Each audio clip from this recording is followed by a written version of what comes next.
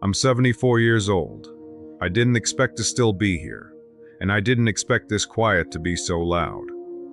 Most days, the truth I'm thinking about sits with me longer than my name does. I wake up early now, before the sun, not because I need to, but because sleep doesn't hold me the way it used to. My body wakes first, stiff and careful, and my thoughts follow soon after. They always go to the same place.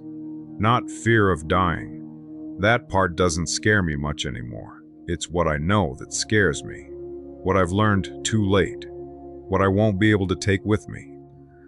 People assume old age comes with answers neatly stacked like books on a shelf. What it really comes with is awareness. You finally see the shape of your life from a distance, and you realize how much of it you misunderstood while you were standing inside it. When I was younger, I thought time was generous, endless even. I thought mistakes could always be corrected, conversations could always be revisited, love could always be picked back up later. I lived as if life had a pause button, as if there would always be a moment to stop and fix what I'd neglected. There wasn't. In my 20s, I was busy becoming someone. That's how I justified everything. I was building a career, building security, building a future, or at least the idea of one. I told myself that the long hours were temporary, that the exhaustion meant something, that the people waiting for me would understand, and they did, for a while. I wasn't cruel. I wasn't careless on purpose. That's the part that still bothers me. Most of the damage I did came from reasonable choices. Staying late at work, taking the promotion, saying not tonight or after this project or once things settle down. Things never settled down. I remember my wife standing in the kitchen one evening, leaning against the counter. I was halfway out the door, already late, already distracted. She asked me if I'd be home for dinner the next night. I said, I'll try. I said it kindly. I meant it in the moment. She didn't argue. She just nodded. That nod stays with me more than any fight we ever had.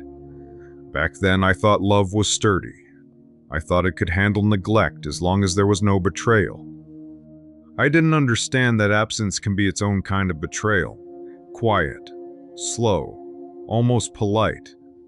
Our kids grew up while I was busy being reliable. That's how I framed it.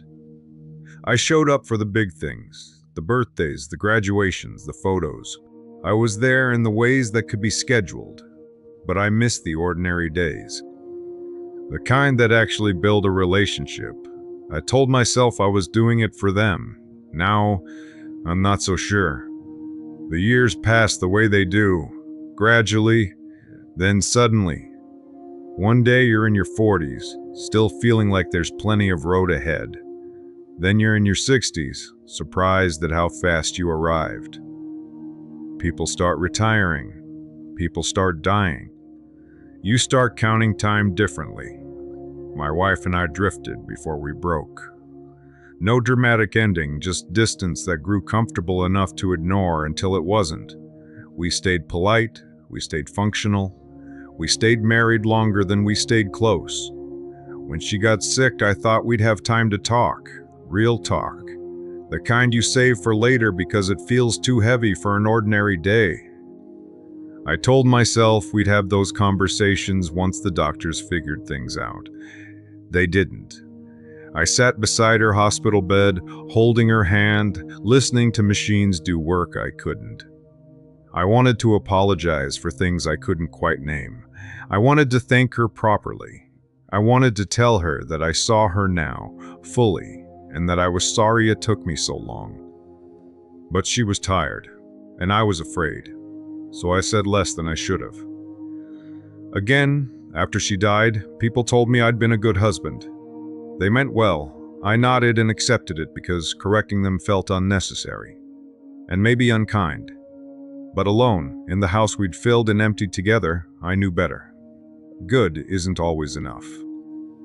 The house is quieter now than I ever imagined it could be. Silence settles into corners. It waits. Some days I talk out loud just to remind myself I still exist. My children call, but not often. They have their own lives. I encourage that. Independence, self-sufficiency. Now, I feel the cost of that encouragement. I don't blame them. That's important. This isn't about blame, it's about recognition.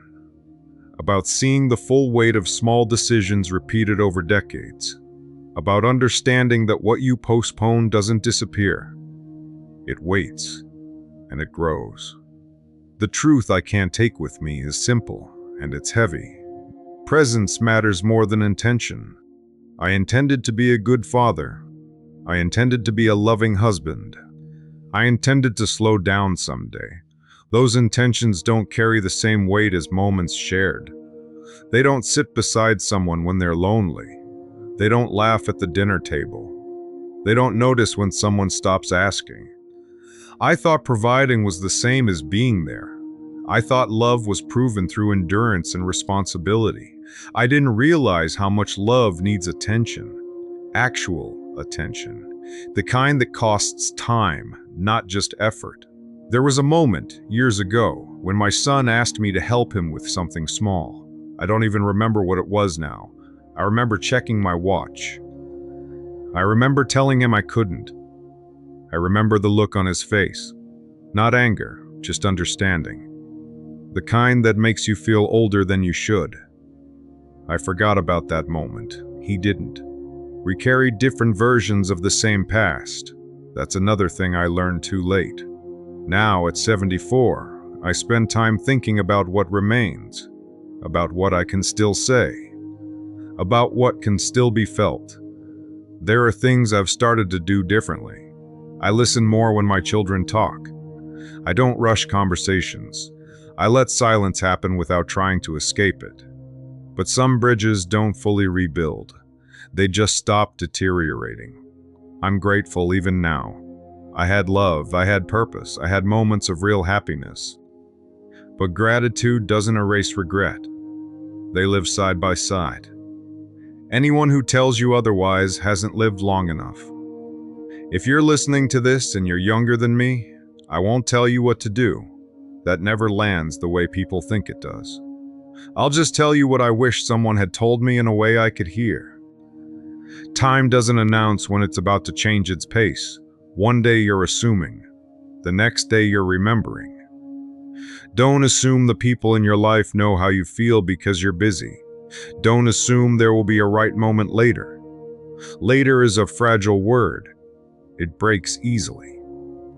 I can't take this truth with me because it belongs to the living. It belongs to those who still have choices ahead of them, even if they don't feel like it. All I can do is hold it here, now, and speak it while I still can.